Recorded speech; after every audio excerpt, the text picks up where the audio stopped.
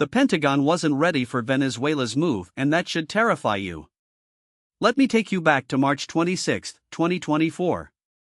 That's the day Venezuela's National Assembly, in a move that barely registered on most Western newsfeeds, quietly passed a law reasserting sovereignty over the Essequibo, a 61,600 square mile oil-rich territory currently administered by Guyana. On the surface, it looked like just another diplomatic spat in a region the U.S. has long treated as its backyard. But here's what no one in Washington wants to: this wasn't just a territorial dispute. It was a calculated geopolitical chess move, one that exposed a gaping hole in American strategic thinking, and the Pentagon, for all its trillions in spending, wasn't ready. I've spent the last 3 decades studying how great powers stumble into crises they didn't see coming. I was in the room when the U.S. misjudged Russia's response in Georgia in 2008. I watched as Washington underestimated China's resolve in the South China Sea. And now, with Venezuela's gambit, I'm seeing the same pattern repeat itself, only this time, the stakes are higher, the players more dangerous, and the U.S. more distracted than ever. This isn't just about a strip of jungle with oil beneath it. This is about the unraveling of American hegemony in Latin America, the rise of a multipolar world, and the dangerous illusion that the U.S. can still dictate outcomes in its near abroad without consequence.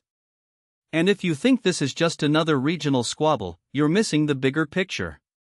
The official what they want you to believe. Here's how the story is being sold to Venezuela: a rogue state under Nicolas Maduro is once again flexing its muscles to distract from its domestic failures. The Essequibo dispute is an old colonial-era grievance, resurrected by a desperate regime to rally nationalist sentiment. The U.S., ever the benevolent hegemon, is simply standing by its ally Guyana, a small but democratic nation under threat from a bully. The Pentagon, we're told, is monitoring the situation, but there's no cause for alarm, just another routine exercise in deterrence. The facts, as presented, seem to support this. Guyana's oil reserves, discovered in 2015, are now the largest per capita in the world, with ExxonMobil leading the charge. The U.S. has conducted joint military exercises with Guyana, including the recent trade winds drills in 2023. The State Department has issued stern warnings to Caracas, and the White House has reaffirmed its commitment to Guyana's territorial integrity. Even the OAS and the UN have weighed in, condemning Venezuela's aggressive posturing. But here's the problem with this: it's a fairy tale. Venezuela's move wasn't impulsive. It wasn't a distraction. And it certainly wasn't the act of a regime that's as isolated as Washington claims. What's really happening is far more strategic and far more dangerous for the U.S. Deconstructing the hidden reality. Let's start with the timing. Why now? Venezuela has claimed the Essequibo for decades, but it only escalated in 2023 after Guyana's oil boom turned the territory into a geoeconomic prize. The Maduro government, facing crushing sanctions and economic collapse, suddenly had a way to break its isolation, and it wasn't by begging the U.S. for relief. It was by forcing the world to recognize that Venezuela still has leverage. Here's where the official story falls apart. The U.S. has spent years portraying Maduro as a pariah, a dictator with no international support. But in the months leading up to the Essequibo escalation, something curious: Venezuela's diplomatic activity surged. High-level talks with China, Russia, Iran, and even Turkey. Secret negotiations with Brazil's Lula, who has been quietly mediating between Caracas and Washington. And most tellingly, a flurry of economic deals, including a $3 billion Chinese investment in Venezuela's oil sector, bypassing U.S. sanctions. The data doesn't support the idea that Venezuela is acting alone. What's really happening is a coordinated push by revisionist powers to test U.S. resolve in its own hemisphere. And the Pentagon? It was caught flat-footed because it still operates under the delusion that Latin America is a U.S. lake. Now, let me be, I'm not saying Maduro is far from it. But if you think this is just about a tin-pot dictator clinging to power, you're missing the forest for the trees. Venezuela's move is part of a broader pattern, one where America's adversaries are probing its weaknesses, and the U.S. keeps responding with the same tired sanctions, rhetoric, and the occasional military exercise. But here's where it gets interesting. The U.S. has spent the last 2 decades obsessed with the Middle East and Asia, treating Latin America as an afterthought. Meanwhile, China has become the region's top trading partner. Russia has deepened its military ties with Venezuela, Cuba, and Nicaragua. And Iran? It's now a major player in Venezuela's oil sector, helping Caracas evade U.S. sanctions. The Pentagon wasn't ready for Venezuela's move because it never expected Caracas to have options. And that's the real story: the U.S. is losing its grip on its own neighborhood. The broader geopolitical chessboard. To understand why this matters, you have to out. We're in the middle of a global power transition, one where the U.S. is no longer the undisputed hegemon it was in the 1990s. China and Russia aren't just challenging American dominance, they're actively reshaping the international order, and Latin America is the next battleground. Let's talk about spheres of influence. The U.S. has long treated Latin America as its exclusive domain, invoking the Monroe Doctrine whenever another power dares to meddle. But here's the Washington demands that Russia stay out of Ukraine and China stay out of Taiwan, yet it reserves the right to intervene anywhere in its backyard. That double standard is no longer sustainable. Russia sees Venezuela as a way to bleed the U.S. in its own hemisphere. China sees it as a gateway to Latin America's resources. And both see the Essequibo dispute as a perfect pressure point, a way to force the U.S. to choose between defending a small ally and avoiding a costly confrontation. This isn't just theory. Look at the history. During the Cold War, the U.S. spent decades fighting proxy wars in Latin America to keep the Soviets out. Now, the roles are reversed. Russia and China aren't sending troops, they're sending investment, arms, and diplomatic cover. And the U.S.? It's stuck in a reactive posture, scrambling to respond to moves it didn't anticipate.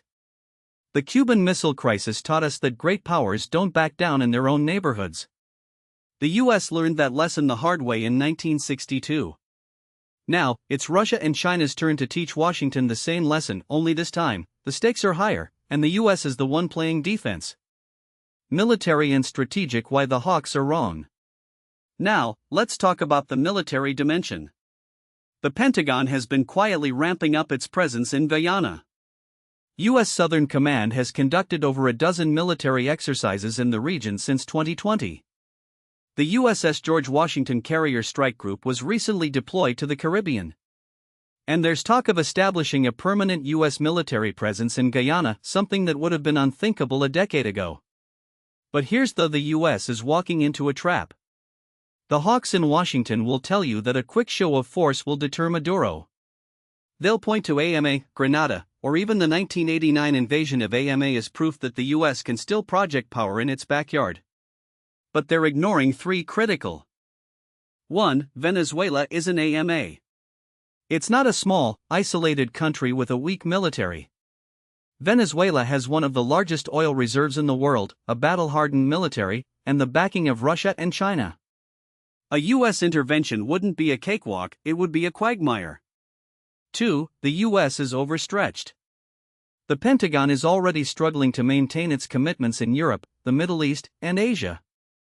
Adding another front in Latin America would stretch U.S. forces to the breaking point. 3. The blowback would be severe. A U.S. intervention in Venezuela would rally anti-American sentiment across Latin America. It would give China and Russia the perfect excuse to deepen their military ties with other regional players. And it would confirm every suspicion that the U.S. is still an imperial power, willing to invade countries to protect its interests.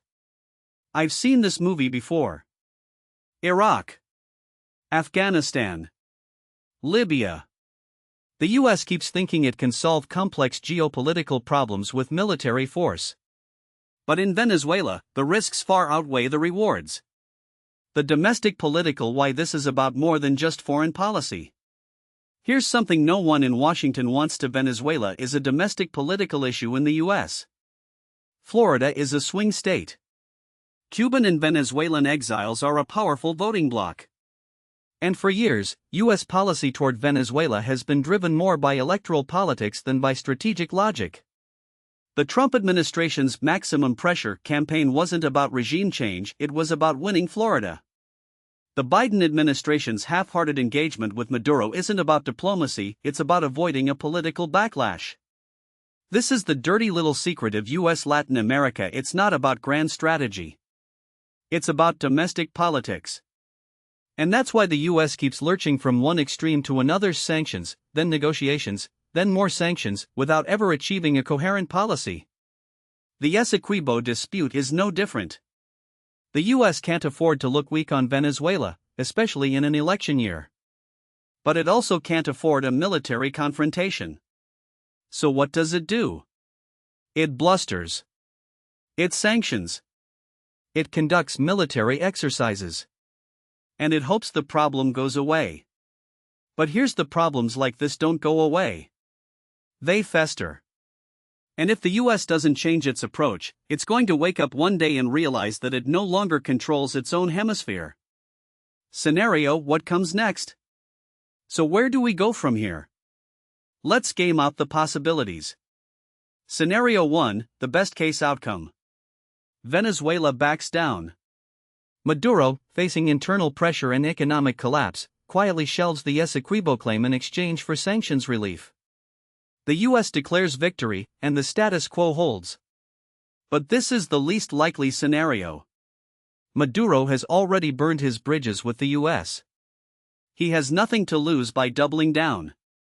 Scenario 2, the most likely outcome. A prolonged standoff. Venezuela continues its diplomatic and economic pressure on Guyana, but stops short of military action. The US increases its military presence in the region, but avoids direct confrontation. China and Russia provide just enough support to keep Maduro afloat, but not enough to trigger a US response. The result? A frozen conflict, with Guyana's oil wealth caught in the middle. Scenario 3, the worst-case outcome. Escalation. Venezuela, emboldened by Russian and Chinese backing, makes a limited military move, perhaps seizing a small, disputed island or blockading a Guyanese oil platform. The US responds with a show of force, but miscalculates Venezuela's resolve. Russia sends advisors. China increases its economic leverage. And suddenly, the US is facing a full-blown crisis in its own backyard, one it can't win without risking a wider war. None of these scenarios are good. But the most dangerous thing the US can do right now is assume that it's still in control. Grand strategy: the end of American hegemony? This brings me to the bigger: what does Venezuela's move tell us about the state of American power? For decades, the US has operated under the assumption of liberal hegemony, the idea that it can and should shape the world in its own image. But that strategy has failed. Iraq, Afghanistan, Libya, all of them were supposed to be quick, easy victories that would spread democracy and secure US interests. Instead, they became quagmires that drained American blood and treasure. Now, the US is facing the same problem in its own hemisphere. It's trying to maintain a level of control that it can no longer sustain. And the result is a series of miscalculations, like the one we're seeing with Venezuela. This isn't just about one country. It's about a pattern. The US is still acting like the sole superpower, but the world has moved on. China is rising. Russia is resurgent. And the global South is no longer willing to accept American dominance. The question: when will the US realize that it can't be the world's policeman anymore? What the US should do instead. So what's the alternative? If military force is off the table and sanctions have failed, what's left?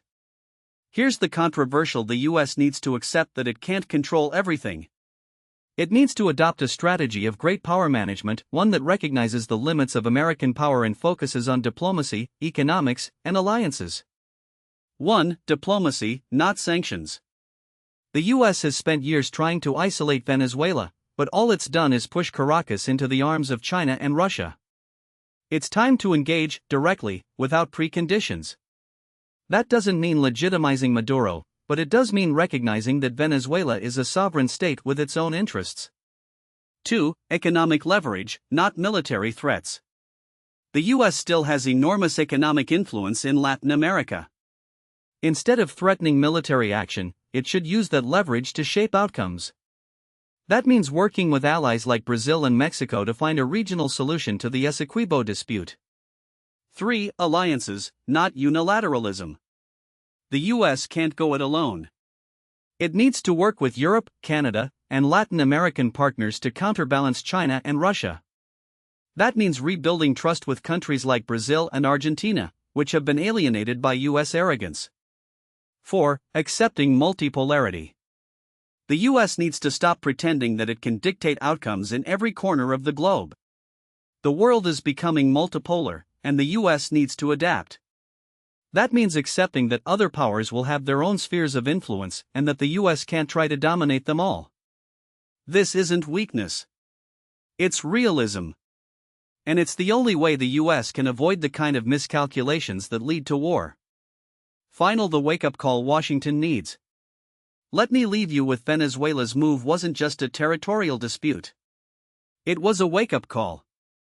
A warning that the U.S. can no longer take its dominance in Latin America for granted. And if Washington doesn't change its approach, it's going to keep stumbling into crises it didn't see coming. The Pentagon wasn't ready for this. But the real question, will it learn from it? Informed citizens are the only brake on government overreach. The next time you hear a politician or a pundit call for military action in Venezuela, ask, do they really understand what's at stake? Or are they just repeating the same mistakes that have led the U.S. into one disaster after another? The world is changing. The U.S. can either change with it or be left behind. The choice is ours. Now, what most people don't realize is that Venezuela's gambit over Essequibo wasn't just a spontaneous act of nationalist posturing. It was a calculated move, one that exposed deeper fractures in the U.S. security architecture, fractures that extend far beyond the Caribbean and into the heart of America's global military posture. The Pentagon wasn't just caught off guard by Maduro's referendum or the subsequent troop movements near the border. It was blindsided by the speed at which Venezuela, a country under crushing sanctions and economic collapse, could still project power in a way that forced Washington to recalibrate its entire regional strategy. And that should terrify anyone paying attention. Let me explain why this matters. For decades, the U.S. has treated Latin America as its backyard, a sphere of influence where it could intervene at will, whether through coups, economic coercion, or outright invasions. The Monroe Doctrine wasn't just a 19th-century relic, it was operationalized in the 20th century through the School of the Americas, the Bay of Pigs, the overthrow of Allende, and the Contra Wars. But here's the uncomfortable: that era is over. The U.S. can no longer assume that its military dominance in the region is unchallenged, or that its economic leverage is absolute. Venezuela's move proved that even a weakened state can punch above its weight when it has powerful backers and when it understands the limits of American power. Take the military implications.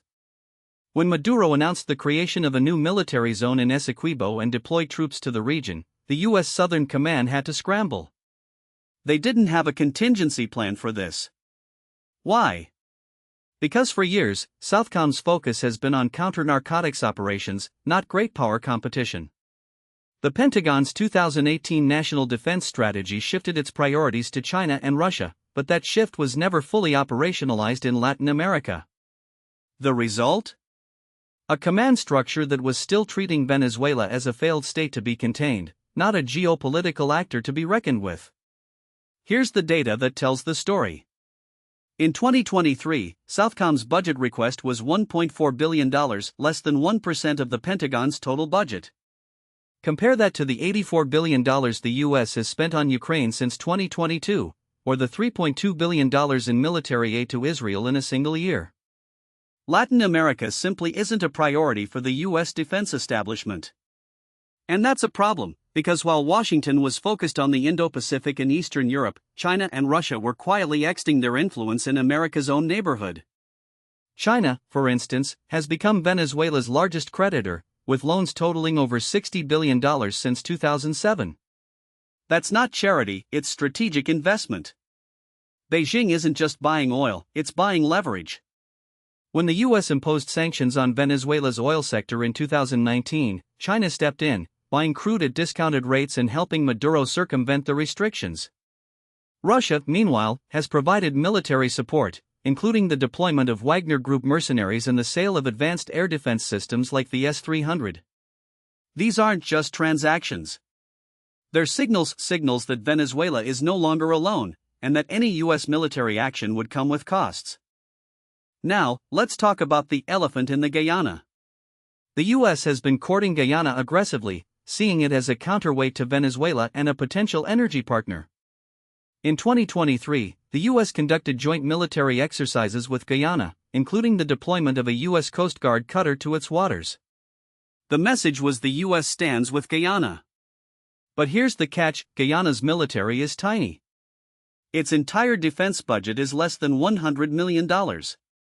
If Venezuela decided to escalate, Guyana wouldn't stand a chance without direct US intervention.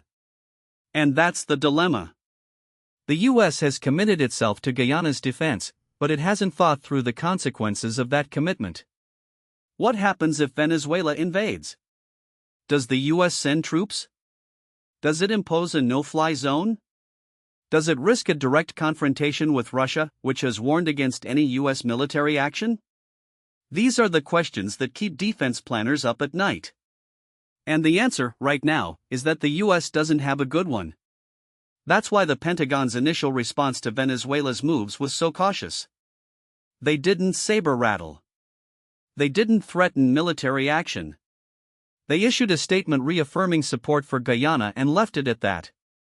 That's not strength. That's uncertainty. Let me put this in historical context. The last time the US faced a serious military challenge in Latin America was the Cuban Missile Crisis in 1962. Back then, the US had a clear red no Soviet nuclear missiles in the Western Hemisphere. When Khrushchev crossed that line, Kennedy blockaded Cuba and forced a withdrawal. But today, the red lines are blurry. Is Venezuela's claim to Essequibo a red line? What about Russia's military presence in Venezuela? What about China's economic influence? The US hasn't defined its thresholds, and that's dangerous. Because when you don't define your red lines, your adversaries will test them. Here's another uncomfortable: the US is losing the information war in Latin America. When Maduro held his referendum on Essequibo, he framed it as a defense of Venezuela's sovereignty against foreign exploitation. That narrative resonated. Polls showed that a majority of Venezuelans supported the move, even if they didn't necessarily believe the government's claims about Guyana's intentions. Meanwhile, the US response, calling the referendum a sham and threatening sanctions, played right into Maduro's hands. It made the US look like the bully, and Maduro look like the defender of national pride. That's a pattern we've seen before. In 2002, when the US supported a coup against Hugo Chavez, it backfired spectacularly. Chavez returned to power within 48 hours, and the US was left looking like an imperialist meddler. The same thing happened in 2019, when the US recognized Juan Guaidó as Venezuela's interim president. The move failed to dislodge Maduro, and it alienated key allies like Mexico and Argentina, who saw it as another example of US overreach. So what's the lesson? The US can't afford to keep making the same mistakes. It needs a new approach, one that recognizes the realities of a multipolar world. That means accepting that Venezuela, like it or not, is a sovereign state with its own interests. It means working with regional partners to find diplomatic solutions, not dictating terms from Washington. And it means understanding that military power alone won't solve this crisis. The Pentagon wasn't ready for Venezuela's move. But the real question is whether the US political establishment is ready to learn from it. Because if it isn't, we're going to see more crises like this, crises that expose the limits of American power and the dangers of overreach. And the next time, the stakes could be even higher. Now, what most people don't realize is that Venezuela's latest maneuver wasn't just a foreign policy gambit, it was a domestic survival strategy. Maduro's government is weaker than it looks, and the Essequibo referendum wasn't just about Guyana. It was about rallying a fractured nation behind a nationalist cause, distracting from economic collapse, and testing how far he could push before the US or regional allies pushed back. The problem is that Washington still doesn't grasp the depth of Venezuela's internal fractures, or how those fractures shape its external behavior. Let me explain why this matters. Venezuela's economy is a shell of what it was under Chavez. Oil production, which once accounted for 95% of export revenue, has plummeted from 3.5 million barrels per day in 1998 to barely 700,000 today.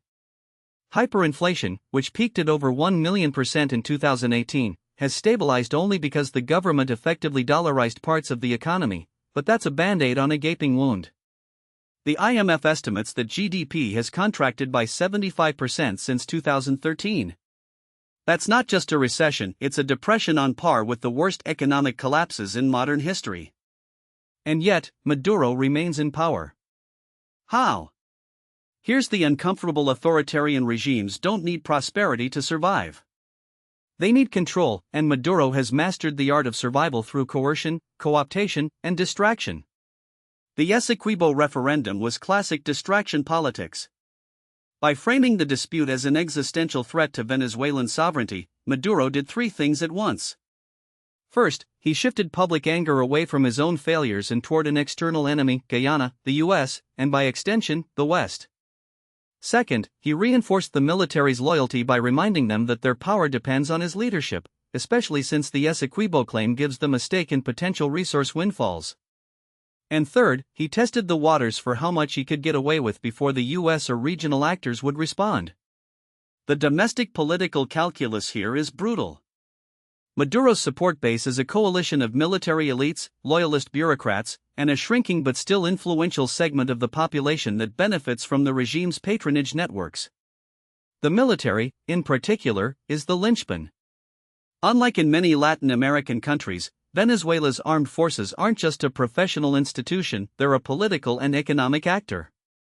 The generals control key industries, from oil to food distribution, and they've been rewarded handsomely for their loyalty.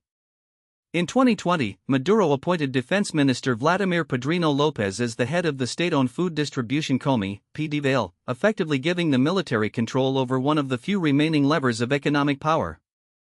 That's not an accident. It's a survival tactic. But here's the military's loyalty isn't absolute. There have been at least 3 major coup attempts since Maduro took power, including the 2018 drone attack on a military parade and the 2020 Operation Gideon, a botched mercenary incursion backed by U.S. security contractors. Each time, Maduro has purged dissenters, promoted loyalists, and tightened his grip. But the fact that these attempts keep happening tells us something: there are factions within the military that are unhappy, and they're waiting for the right moment to act. So where does that leave us? If I had to game out the next 12 to 18 months, I'd say we're looking at 3 possible scenarios, each with its own risks and opportunities for the US and its allies. The first scenario is the status quo: Maduro muddles through. He avoids outright war with Guyana but keeps the Essequibo dispute alive as a nationalist rallying cry. He continues to play the US and China off each other, securing just enough sanctions relief to keep the economy from imploding while avoiding any real reforms. The military stays loyal, the opposition remains fractured, and Venezuela becomes a frozen conflict, neither collapsing nor reforming. This is the most likely outcome, and it's also the most dangerous for the US because it allows Maduro to consolidate power while the international community loses interest. We've seen this movie before in Cuba, in Nicaragua, in Zimbabwe. Authoritarian regimes don't need to win elections or deliver prosperity to survive. They just need to outlast their opponents. The second scenario is escalation. Maduro, emboldened by the lack of a strong US response to the referendum, decides to push further. Maybe he orders a limited military incursion into Essequibo, testing Guyana's defenses and the US's resolve. Maybe he ramps up repression against the opposition, using the pretext of national security to justify a crackdown. Or maybe he doubles down on his alliance with Russia and Iran, allowing them to extend their military and intelligence presence in Venezuela. This scenario is less likely, but it's not impossible. Maduro is a gambler, and he's shown a willingness to take risks when he thinks the payoff is worth it. The problem is that escalation could spiral out of control. If Maduro miscalculates and provokes a strong US or regional response, he could find himself in a corner with no way out. The third scenario is a sudden shift in Venezuela's internal dynamics. This could come in a few forms. Maybe a faction within the military decides Maduro has become a liability and stages a coup. Maybe the opposition finally unites behind a credible leader and mounts a serious challenge to the regime. Or maybe the economic situation deteriorates so rapidly that even the military's loyalty starts to waver. This is the least likely scenario, but it's also the one that could create the most opportunities for the US and its allies. The key here is that any transition in Venezuela won't be driven by US policy alone. It will depend on internal actors deciding that the cost of supporting Maduro outweighs the benefits. So what should the US do? The first step is to stop pretending that Venezuela is a problem that can be solved with sanctions or military threats alone. The Trump administration's maximum pressure campaign failed because it misunderstood the nature of the regime. Sanctions hurt the Venezuelan people, but they didn't weaken Maduro's grip on power. If anything, they reinforced his narrative that the US is an imperialist enemy. The Biden administration has taken a slightly more pragmatic approach, offering limited sanctions relief in exchange for electoral concessions, but it's still not enough. The US needs a strategy that recognizes Venezuela as a sovereign state with its own interests, not a pawn in a great power competition. Here's what that could look like. First, the US should work with regional partners like Brazil, Colombia, and Mexico to create a diplomatic off-ramp for Venezuela. That means offering sanctions relief in exchange for concrete steps toward free and fair elections, not just vague promises. It means engaging with the opposition to ensure they're united behind a credible alternative to Maduro. And it means accepting that any transition in Venezuela will be messy and imperfect. The US can't dictate the terms of that transition, but it can help shape the incentives. Second, the US should stop treating Venezuela as a binary choice between regime change and appeasement. The reality is that Maduro isn't going anywhere in the short term, and the US needs to find ways to engage with his government without legitimizing his worst abuses. That could mean working with Venezuela on issues like migration, drug trafficking, and energy security, areas where US and Venezuelan interests overlap, even if their broader goals don't. It's not pretty, but it's pragmatic. Third, the US needs to rebuild its credibility in Latin America. That means listening to regional partners instead of dictating to them. It means recognizing that countries like Brazil and Mexico have their own interests and won't always align with Washington. And it means accepting that the era of US hegemony in the region is over. The rise of China, the resurgence of Russia, and the growing influence of regional powers like Brazil and Mexico mean that the US can't afford to go it alone. The Pentagon wasn't ready for Venezuela's move, but the real failure here is political. The US has spent decades treating Latin America as its backyard, assuming that military power and economic pressure would be enough to shape the region's politics. That assumption is no longer tenable. Venezuela is a sovereign state with its own agency, and it's not going to bend to US demands just because Washington says so. The question now is whether the US political establishment is ready to accept that reality, and whether it's willing to adapt its strategy accordingly. If it isn't, we're going to see more crises like this, and the next one could be even harder to manage. Now, what most people don't realize is that this isn't just about Venezuela, it's about the broader unraveling of America's post-Cold War playbook. For decades, the US operated under the assumption that military and economic coercion could force compliance from smaller states, particularly in its self-declared sphere of influence. The 2002 coup attempt against Hugo Chavez, the 2004 Haiti intervention, the 2009 Honduras coup, these were all moments where Washington believed it could reshape the region's politics with a mix of pressure and behind the. Let me explain why this matters. The Pentagon's surprise at Venezuela's actions isn't just a tactical failure, it's a strategic one. The US intelligence community and military planners have spent years fixated on China's rise in the Indo-Pacific and Russia's aggression in Eastern Europe, assuming that Latin America would remain a secondary theater. But that assumption was always flawed. Venezuela, under Maduro, has been methodically building alternative alliances, not just with Moscow and Tehran, but with Beijing, Ankara, and even non-state actors like Hezbollah. The recent deployment of Iranian military advisors to Venezuela, the joint naval exercises with Russia in the Caribbean, and the deepening of China's economic footprint in the country, these aren't isolated incidents. They're part of a deliberate strategy to create a counterbalance to US influence in the Western Hemisphere. Here's the uncomfortable: the US has been outmaneuvered because it never truly treated Venezuela as a sovereign actor with its own strategic calculus. Instead, it treated Maduro's government as a problem to be solved rather than a player to be engaged. That's why the Biden administration's recent overtures, like the partial lifting of oil sanctions in 2023, felt so half-hearted. They were framed as concessions to Maduro, not as part of a coherent strategy to shape Venezuela's behavior. And because the US never fully committed to either engagement or containment, Maduro was able to play both sides, extracting concessions from Washington while deepening ties with America's adversaries. So what are the alternatives? The first option is doubling down on pressure, which is what the hardliners in Congress and the foreign policy establishment seem to favor.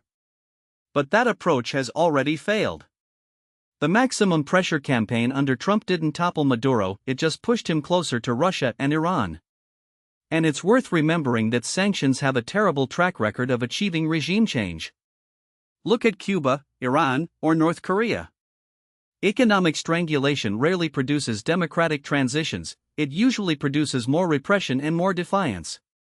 The second option is a full-throated diplomatic engagement, not just with Maduro's government but with the broader region.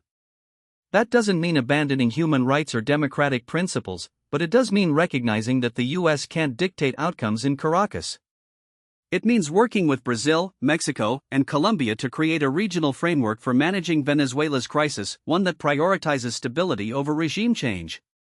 It means accepting that Maduro might be part of the solution, at least in the short term, even if he's part of the problem in the long term.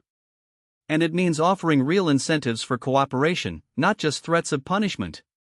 The third option is the most accepting that Venezuela is no longer a US priority and shifting focus to other theaters. That might sound like heresy in Washington, but it's worth considering. The US has limited bandwidth, and its resources are stretched thin. If Venezuela isn't willing to play ball, and if the region's other powers aren't willing to follow Washington's lead, then maybe it's time to stop treating Caracas as an existential threat. That doesn't mean ignoring Venezuela entirely, it means managing the relationship at a lower level, focusing on migration, drug trafficking, and energy security, while letting regional actors take the lead on political issues. None of these options are perfect. All of them require trade-offs. But the status quo, the muddled middle ground where the US neither fully engages nor fully disengages, is the worst of all worlds. It leaves Washington reacting to events rather than shaping them, and it ensures that Venezuela will continue to be a thorn in America's side. Let me put this in historical context. The last time the US faced a major challenge to its dominance in Latin America was during the Cold War, when Cuba's alignment with the Soviet Union forced Washington to adapt. The Kennedy administration's response, the Alliance for Progress, was an attempt to counter communist influence through economic development and democratic reform. It wasn't perfect, but it was a recognition that military power alone couldn't secure US interests in the region. Today, the US needs a similar rethink, one that acknowledges that the old tools of coercion no longer work in a multipolar world. The real question is whether the US political establishment is capable of that kind of adaptation. The signs aren't encouraging. Congress is still mired in partisan gridlock, the foreign policy blob is stuck in Cold War-era thinking, and the American public is increasingly skeptical of overseas entanglements. But if there's one lesson from Venezuela's recent moves, it's that the world isn't going to wait for Washington to get its act together. The longer the US clings to outdated strategies, the more it will find itself playing catch-up in its own backyard. And that, in the end, is the most dangerous position of all.